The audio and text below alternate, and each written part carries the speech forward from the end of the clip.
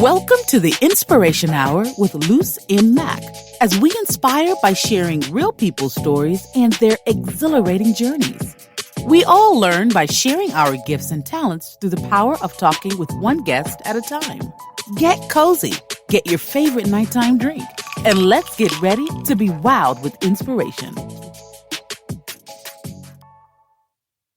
Happy Monday night, mi gente. This is Luz, and I'm so excited for another great inspiration hour with me. And I'm so excited because this guest is a very close friend of mine. She's actually someone I have on speed dial.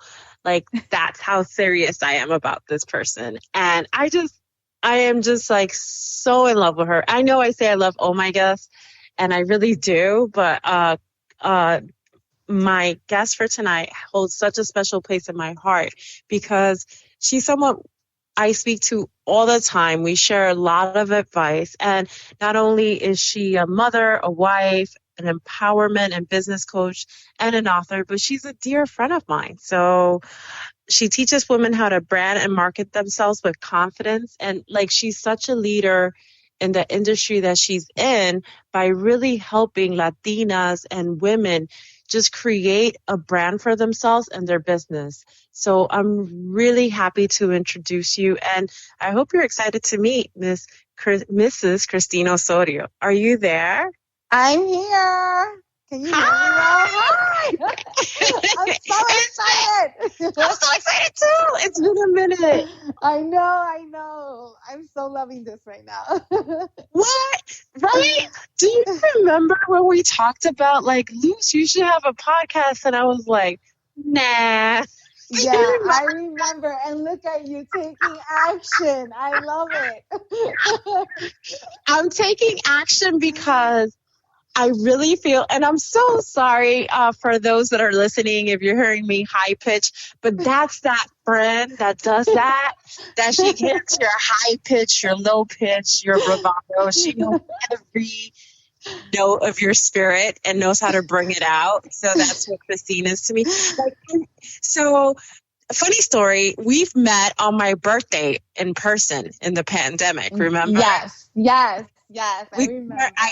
I turned 40th, and we kept making dates to meet again, and it just, like true mommy friends, it just doesn't happen. But we are always in touch. I think we saw each other one more time before Tony closed the pizzeria for that event that we had. But anyways, you had said, I think you'll be great to start a podcast, and I just thought you were so hilarious. It was the first time meeting you. I was just like, listen, I'm amazed by you. You do podcasting because you were doing podcasting at the time, correct? I was doing podcasting, yes, and I took a break, like a mental break. I'm still taking a break, but I'm definitely going to get back on it because I do miss it.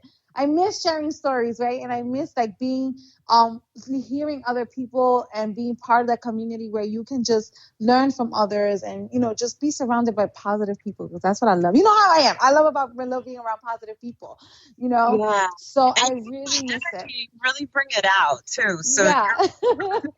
I think like, I do understand when you say you need that break because, okay, you work, you have the kids, you write, because it's like, and you also have the group of women that you're leading. You're actually hand holding as you're helping them brand and define their business. Can you tell the listeners a little bit about what you do during the day? Because I think it's pretty remarkable, and it really does, it's a testament to women who think they can't do it all. You're like, no, you can do it all and have fun.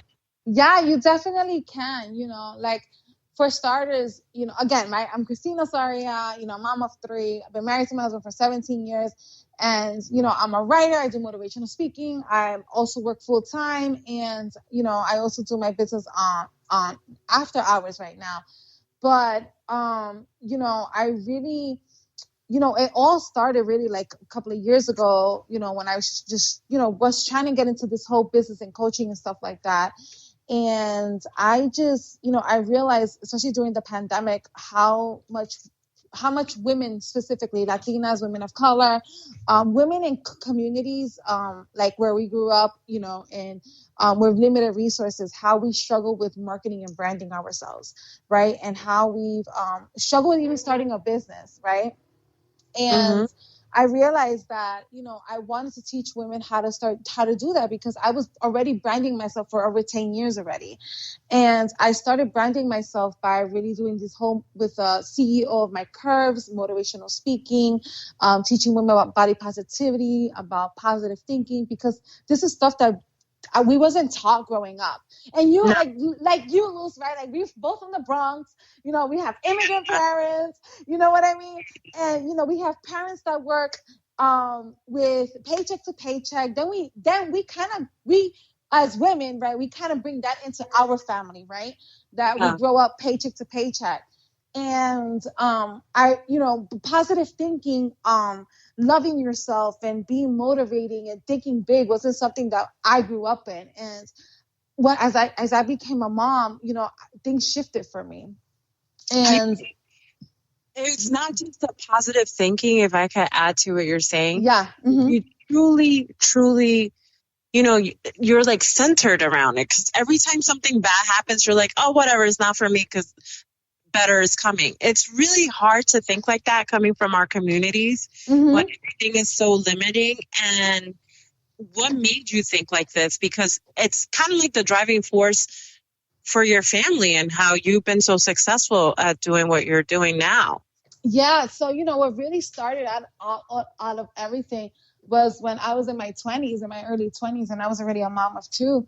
I was going through a really rough patch in my life, I guess, where I was really angry. I was so angry with myself. I was so angry with life in general. There was just a lot of things that I just didn't know how to deal with. I think I was really depressed, but again, because I didn't know what depression was, it's something that nobody spoke about. I was just angry, and I was angry at the world. I was angry at God, to be honest. I was angry at like everyone, even my husband. And I don't know, one day I was just like, why am I so angry? Like, why am I taking up on everyone? And that's when I found personal development, and I found like network marketing at the time. And that's what helped me.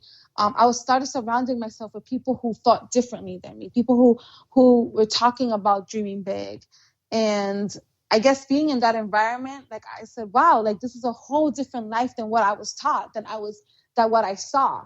And I said, I kind of want more of that. I kind of want more happiness. Like, why are these people so happy? I want more of that. And seeing these people being so happy all the time, doing what they love and talking about dreaming and and positive and going after your goals and dreams, I realized I wanted more of that, and I didn't want no negative energy around me. So, I had to unlearn a lot of things and really shift the mindset, because as I was getting older, I started telling myself, like, man, I don't want I don't want my kids to see this angry mom, right?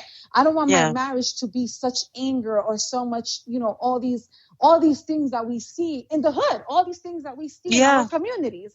You understand? Because and it's a struggle. Like it's such a struggle. And I think because we are Bronx girls, we know when people get up angry to go to work because they're just struggling to make the day. So I know what you're talking about so vividly. Like when people are like, why are you so mad? And you can't even say good morning. Exactly. Like you don't get it.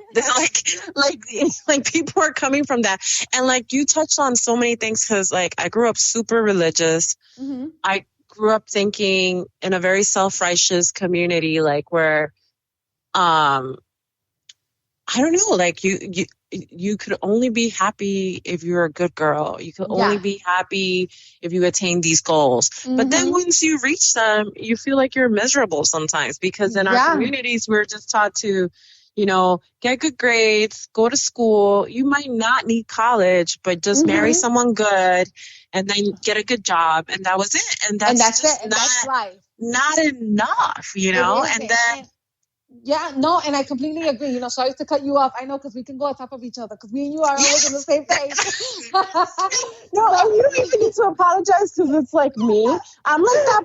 I am like that friend that I'm like, you haven't called me. I am missing you. Yeah, so like, it's like we grow up seeing what our family and our parents have taught us, right? Like, go to school, get a job, get your degree, work until you can retire, and that's it. You enjoy life in retirement.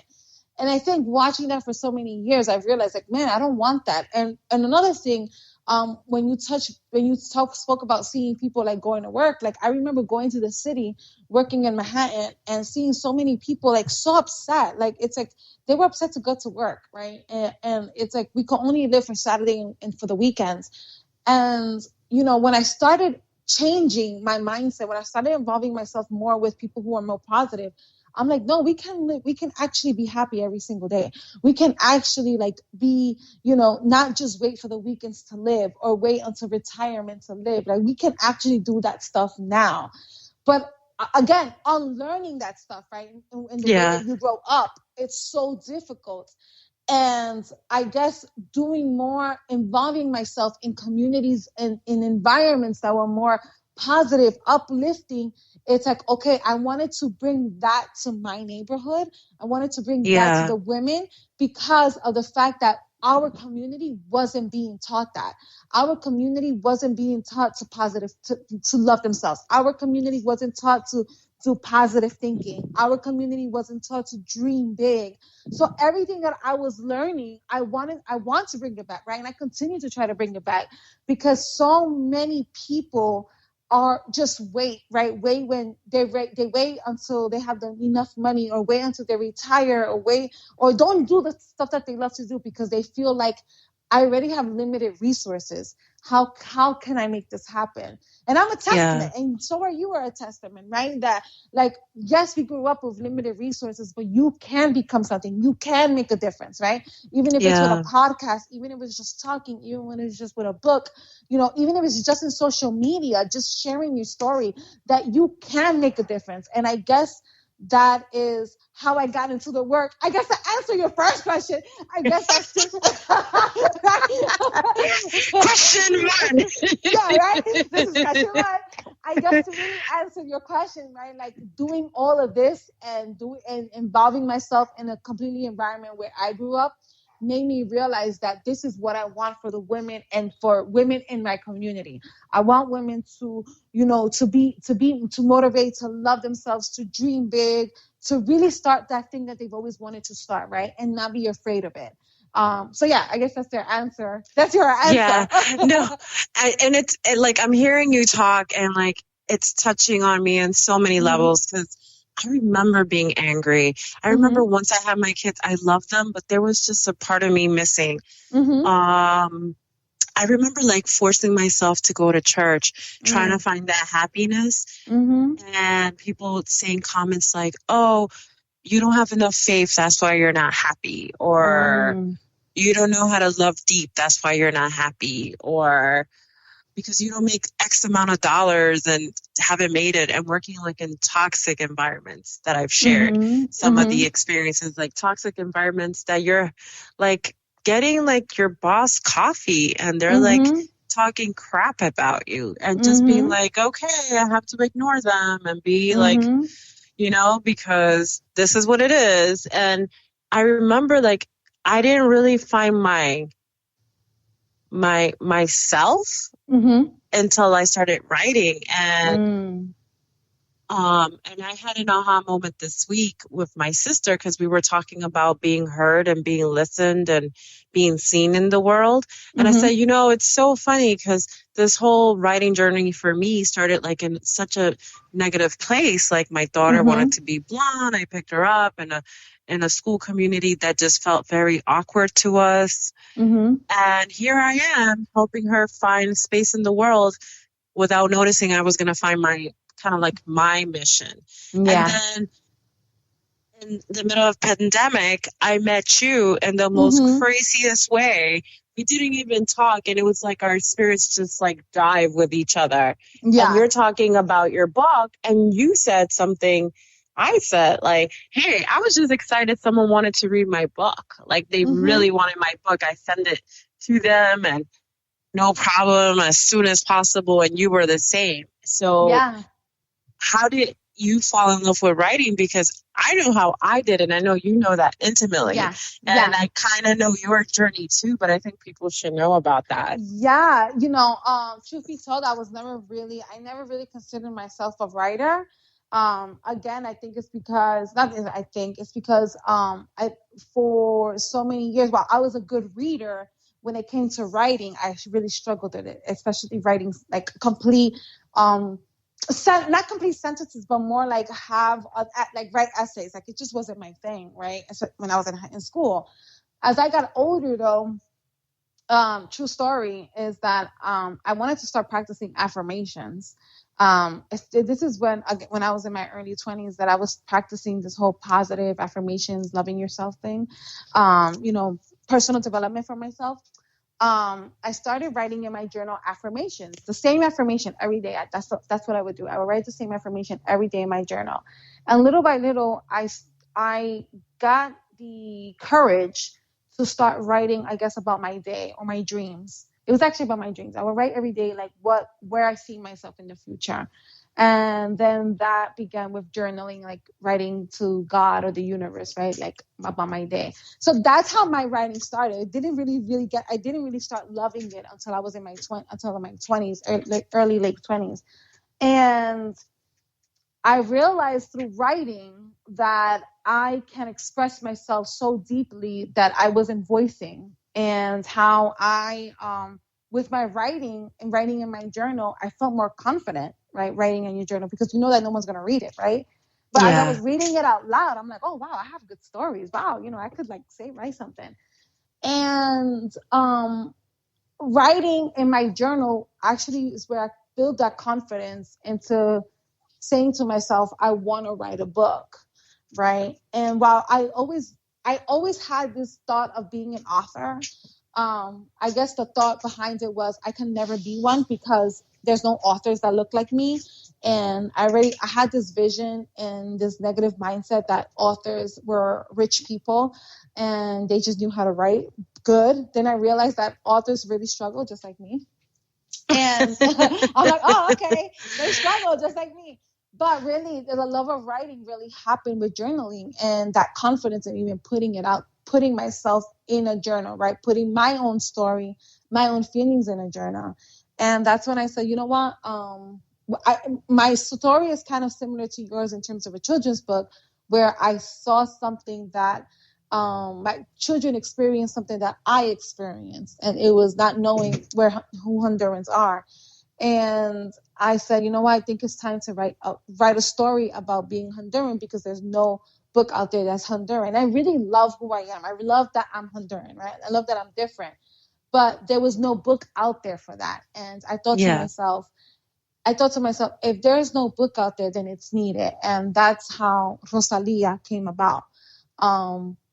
Through just that thought of, I just want to write this story. And looking back at it and even talking to you now, it's like I probably wrote in my journal somewhere, somehow, or through my healing process with my past coaches, or whoever I worked with, that the struggle that I had growing up, and then I realized that my kids were going through the same struggle. So now as a writer, that's powerful. I consider myself, I mean, me and you have spoke about this, like I consider myself a writer now, but many years ago I didn't.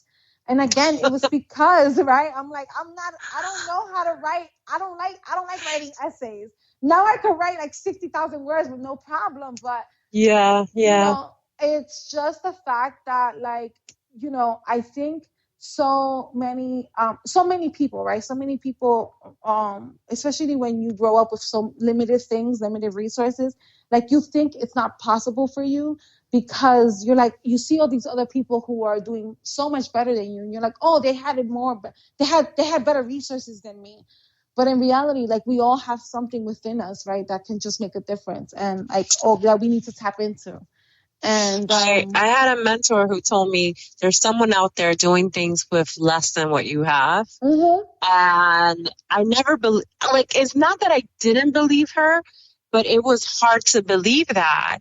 because, and I could understand why you were thinking that, because a lot of the people that you see making moves, they just seem so accomplished.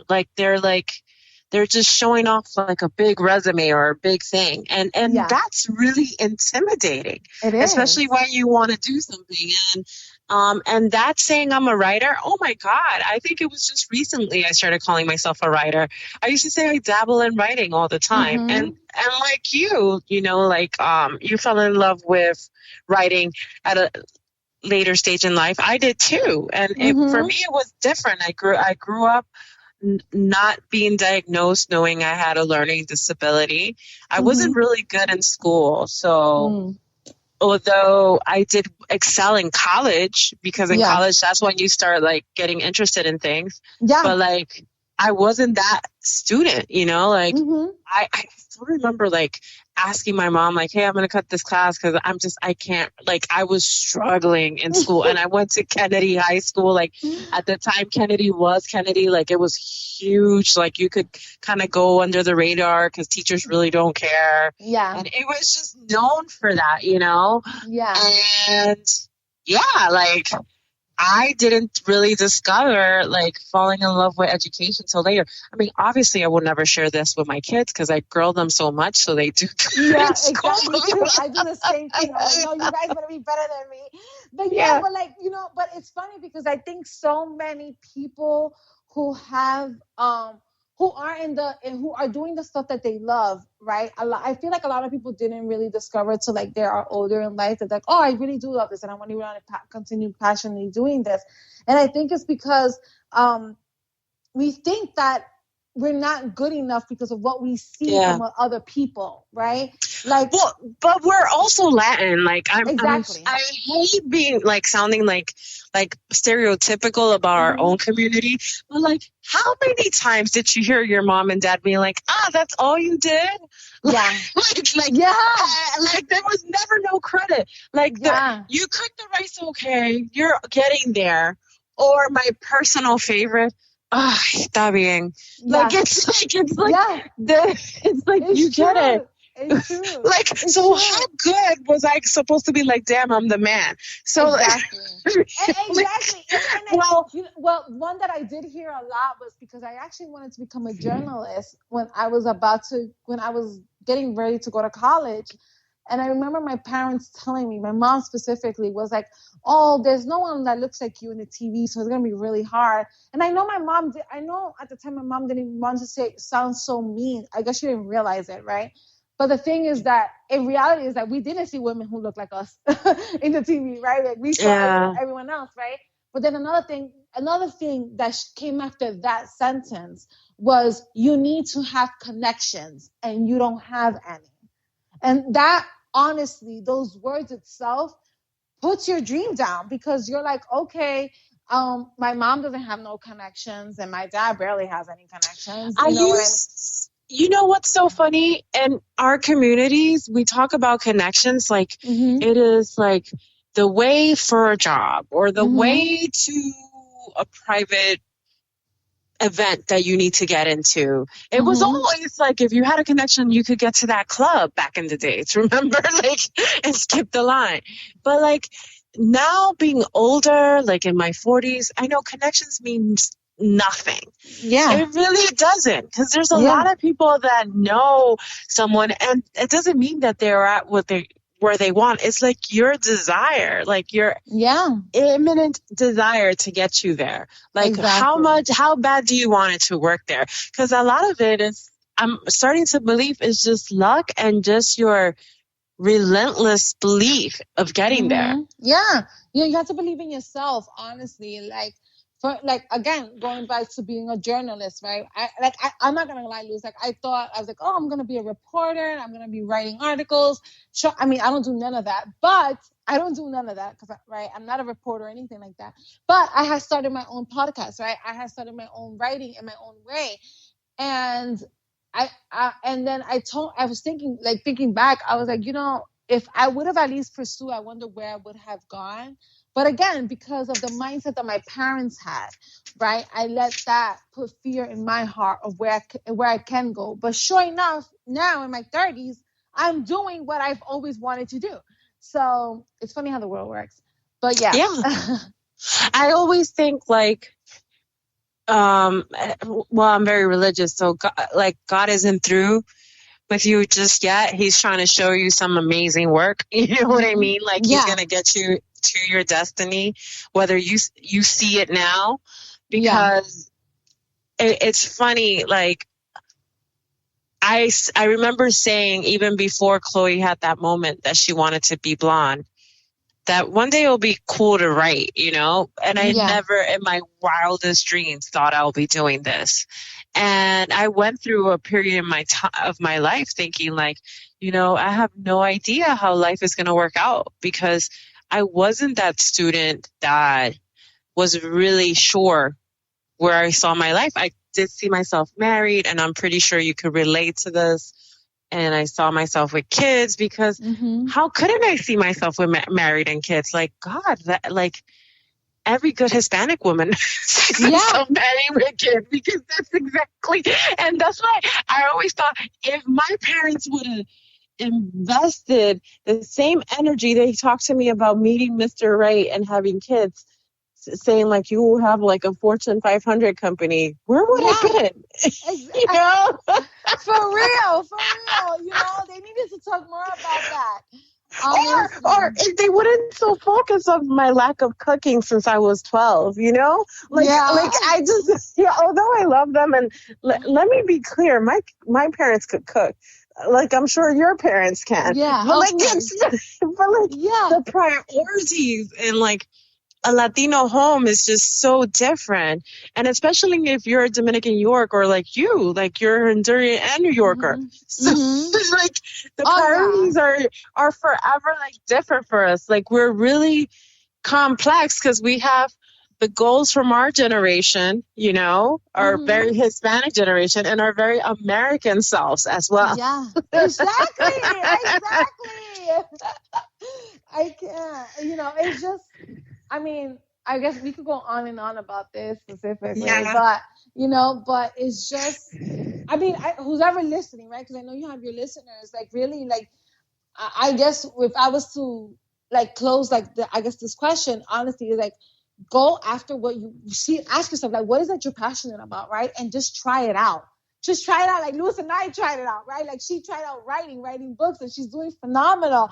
And I wanted to become a journalist, but I started my podcast and stuff. And so did you. You started your podcast. You started creating your own stuff. So it's like, really don't listen to others, right? And go after what you want.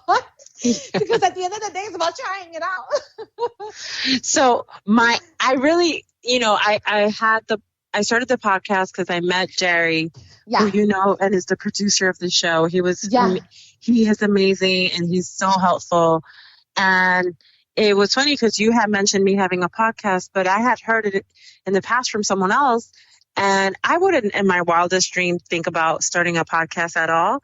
But I've met some incredible people being a writer and like going through this thing that I'm like, gosh, when I wasn't a writer, I didn't meet no one. Girl, I know. Like no one that like will be like, you could be someone like this and that. And I kept thinking like, this is like a gift, and I would love to share it. And that's why I bring on people on the show that really have inspired me and changed me. And some people like I've met on the podcast, but we've chatted over like either emails and things like that. It was purely business, but it was like very fun. And I know you've met incredible people that change your life. Oh, definitely. I'm not gonna lie. And it wasn't really until I started stepping into my gift, right? So I started owning what I can do, right? And again, this goes a lot by every single day. I'm my biggest cheerleader. And it's something that I tell every woman that comes to me, right? Anyone that coaches with me, like, you have to be your biggest cheerleader. You have to amp yourself up every single day, even when you are by yourself. Because Yes. when you're yeah, honestly, when you're going after a goal, and it could be business, it could be running a marathon. For those that don't know, I also run a marathon. I also run. So, I do all these other activities and stuff like that. But at the end of the day, it's great to have all these amazing connections, but you have to amp yourself up. You have to cheer yourself up, right?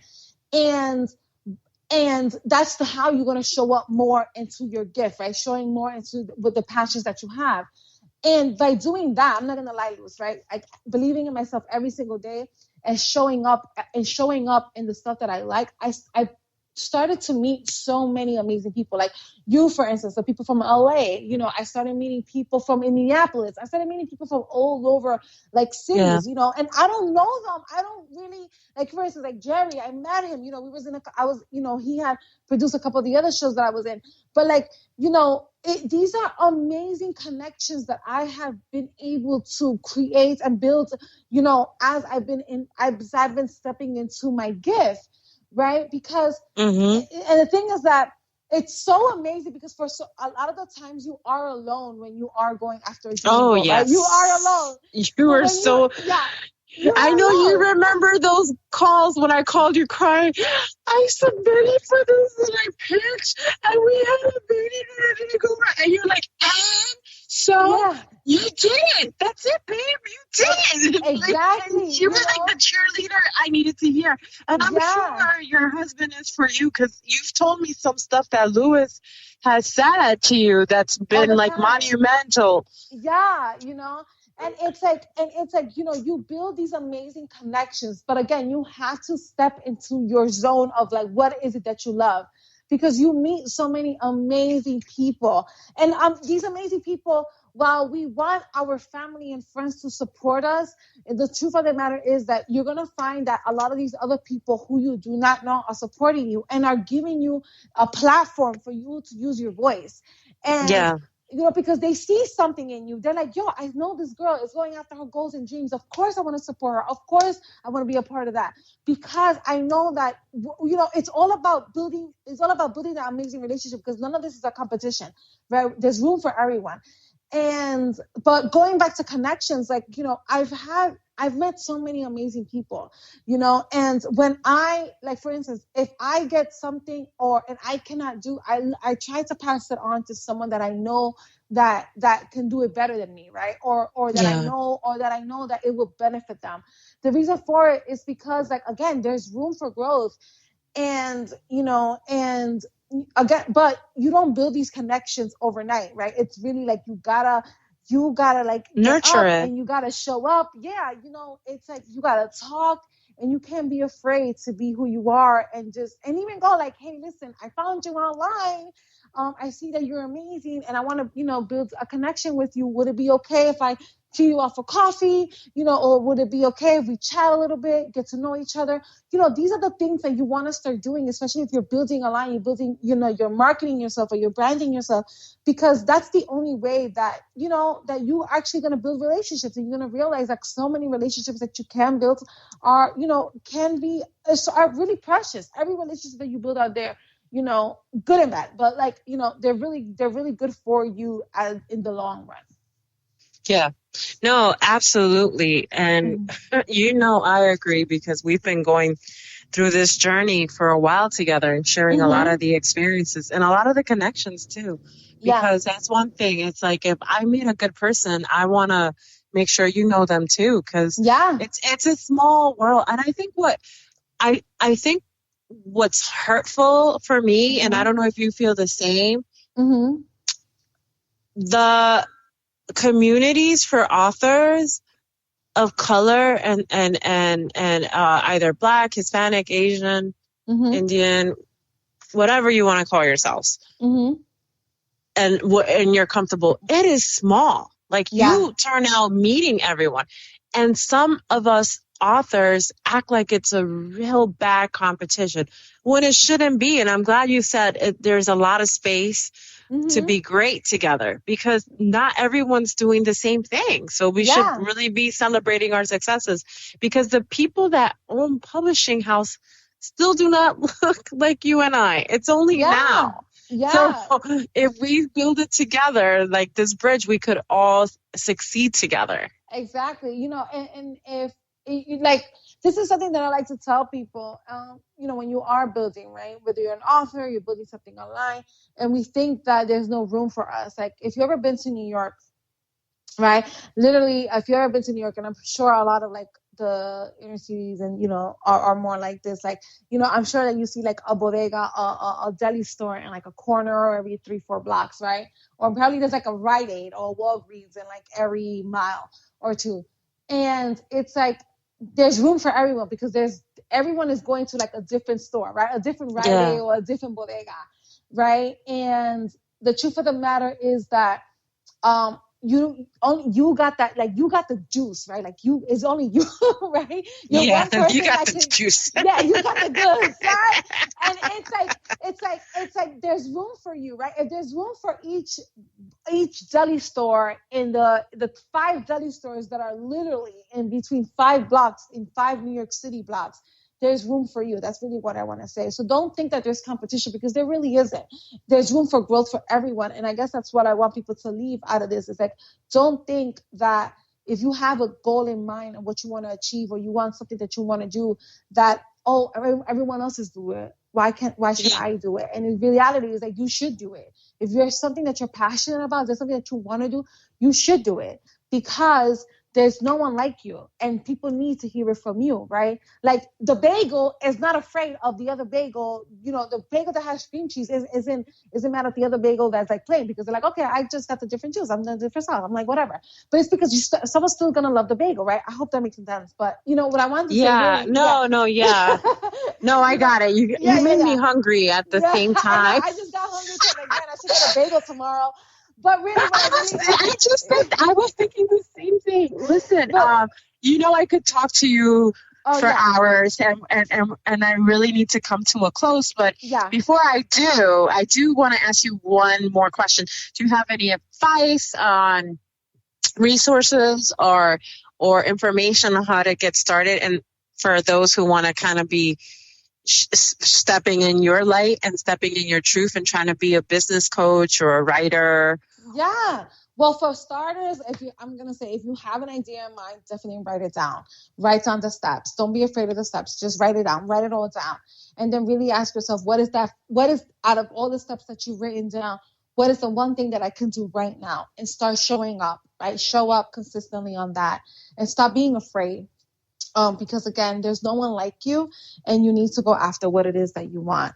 And put the blinders on, right? Put those blinders on. What I mean by blinders is like, don't listen to everyone. Don't look at what everyone else is doing, and really ask yourself, like, what is it that I want? What is it that makes me happy? And how can I turn this idea, this dream that I have, into reality? And you can, you really can. So yeah, that's my advice. Like, really, like, just jot down all your ideas and write down the steps, and start taking it a step at a time, one step at a time, to get to that goal that you want to achieve. I actually want to share something, and it's funny because I know when the podcast is over, I'm going to jump on the phone and call you because I want to share this with you. But I'm taking a screen writers class, and I think I shared this with you. And one of the first things he said, the teacher in the first session was like, if you can't write something in 7 minutes, like, put a timer on, put 7 minutes. If nothing comes out, step away. Yeah. And write and try again tomorrow. But he's like, you should at least know what you want to do. So if you can't even write that, then this is not for you.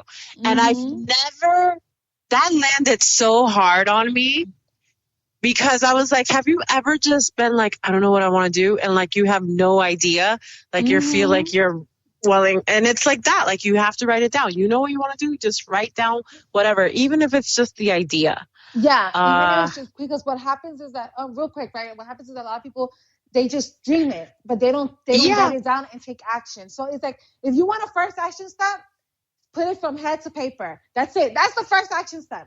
And then go, okay, what's next after that? And just write down the steps. That's the second step.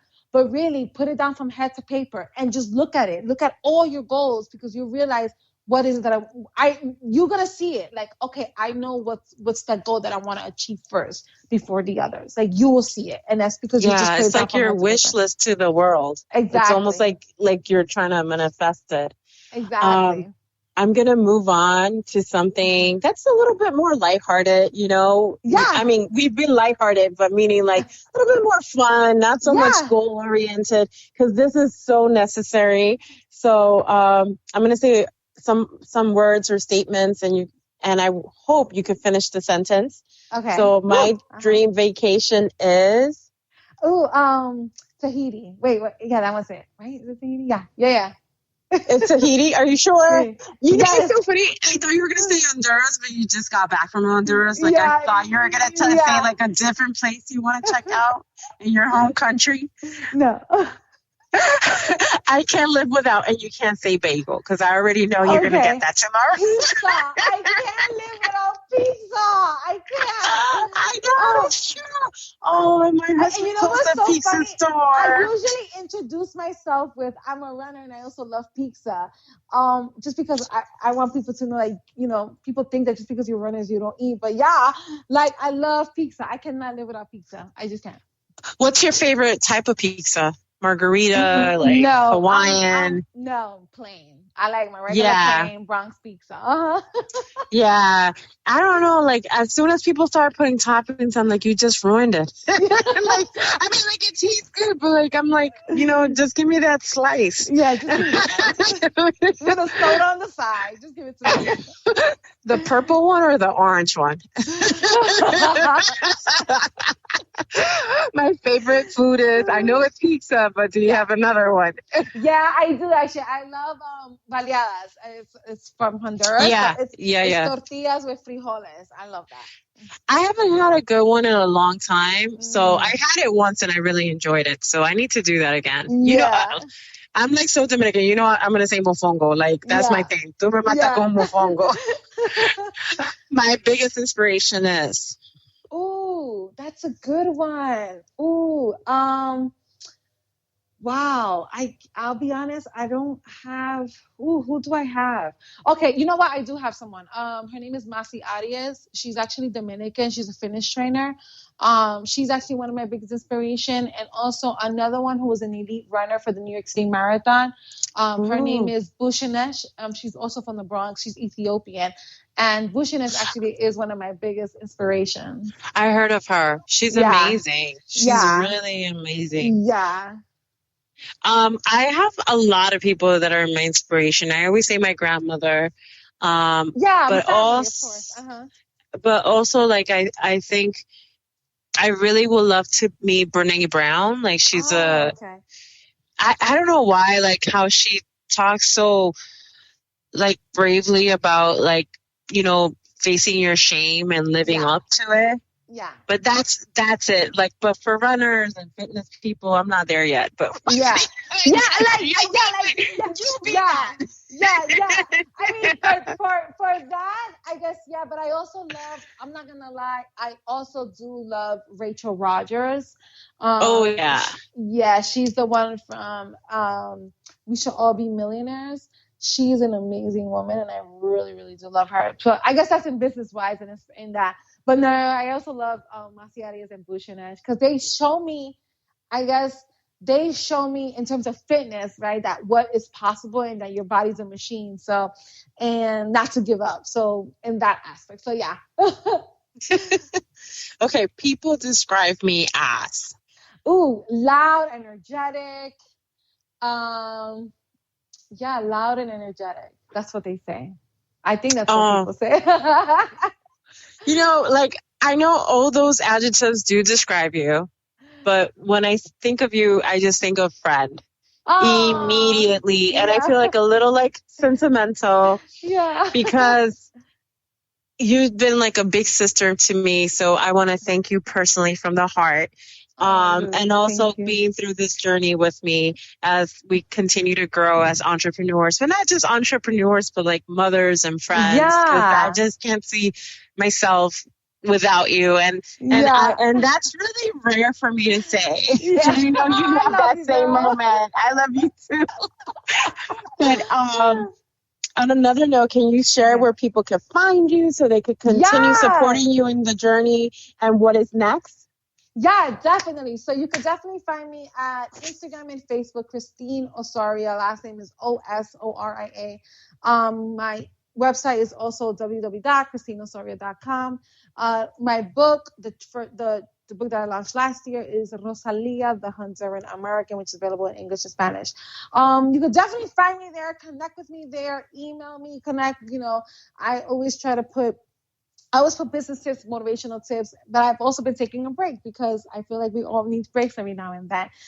What is next for me? So what is next for me right now, honestly, is writing. I'll be honest, like I've just been more inspired to write, continue to write my novel, children's book, and I will be launching something small in terms of business for women specifically. So I am thinking about doing something for that with the next couple of months. So yeah, I'm taking it slow, but it's going to happen. Well, you keep me posted so I can support in any way as possible. I'm down for it. So thank you everyone for joining and have a great night. And thank you, Christine. And thank you, Jerry. Thank you, Jerry. Have a good one. Have a good night. Good night. Bye. Bye. That brings us to the end of our Inspiration Hour with Luz, and I hope you're feeling unstoppable. If you enjoy our show, please follow me on Instagram or Facebook at LuzMacOfficial, or check out my website at www.luzmac.com. Review, like, and heart us. And don't forget to spread the inspiration with others. And be sure to come back next week as I help you find your inspiration in the little things, one talk at a time.